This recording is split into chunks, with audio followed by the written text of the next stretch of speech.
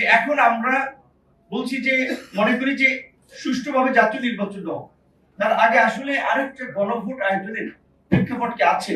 তাহলে এটা নিয়ে যদি আমরা রাস্তায় নেমে যাই, রাস্তায় আন্দোলন সংগ্রাম শুরু করি, মাহবুব ভাই বলেছিল, প্রকাশক মাহবুব ভাই, যে এই সরকার আমাদের সরকার, তারপরেও তাদের প্রতি আমাদের ক্রিটিসিজম থাকবে, কারণ ডক্টর মোহাম্মদ ইউনূস আমাদের সাথেও যে প্রতারণা করেছে তার জন্য অবশ্যই আমরা তার ওপেন সমালোচনা করি। কারণ আজকে তিনি তিনটা দলকে এস্টাবলিশ করে যাচ্ছেন, এই ক্যাটাগরি করে দিয়ে যাচ্ছেন, আর আমরা বিসি ক্যাটাগরি হয়ে গেছি। মানে এখানে বিএনপি একাধিকবার রাষ্ট্র পরিচালনা করেছে, তাদের পরামর্শ সরকার নিতে পারে যে কোনো সময়, তাদের সাথে বসতে পারে, কিন্তু জামাত এনসিপি কে কোন ক্যাটাগরিতে তারা তিনটা দল হিসেবে এস্টাবলিশ করে এই ক্যাটাগরি করে যাচ্ছে? এদিকে ডক্টর ইউনূস পারেন, বরঞ্চ ডক্টর ইউনূসকে যখন এই একতলা থেকে আটতলা লিফটে শেখ হাসিনা হেঁটে হেঁটে উঠাচ্ছিলেন, আমরা প্রতিবাদ করেছি। আমরা তো সেদিন ইউনূস সাহেবের কাছে কোনো সুযোগ সুবিধার জন্য চাইনি। আন্দোলনে কি জুনায়েদ সাকি আমাদের কন্ট্রিবিউশন কম আছে? আমরা লাঞ্ছিত কম হয়েছি? তো সরকার কেন এই ক্লাসিফিকেশনটা করলো? তাহলে আমাদের সাথে প্রতারণা করেছিল। আমাদের যে বিশ্বাস, শ্রদ্ধা, ভক্তি নিয়ে আমরা তার প্রতি আস্থা রেখেছিলাম, আজকে এক বছরের শেষ দিকে তিনি কোন দিকে নিয়ে যাচ্ছেন? আমরা তো শঙ্কায় আছি।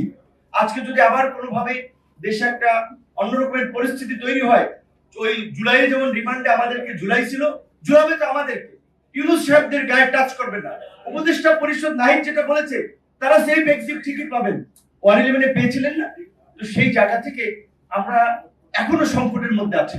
এই সংকট থেকে উত্তরণে আমাদের একটা নির্বাচনের দিকে যেতে হবে।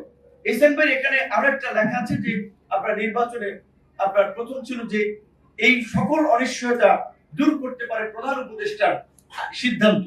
সেটা ছিল বিএনপির ভারপ্রাপ্ত চেয়ারম্যান তারেক রহমানের সাথে লন্ডনের বৈঠকের আগে বোধহয় লেখাটা ছিল।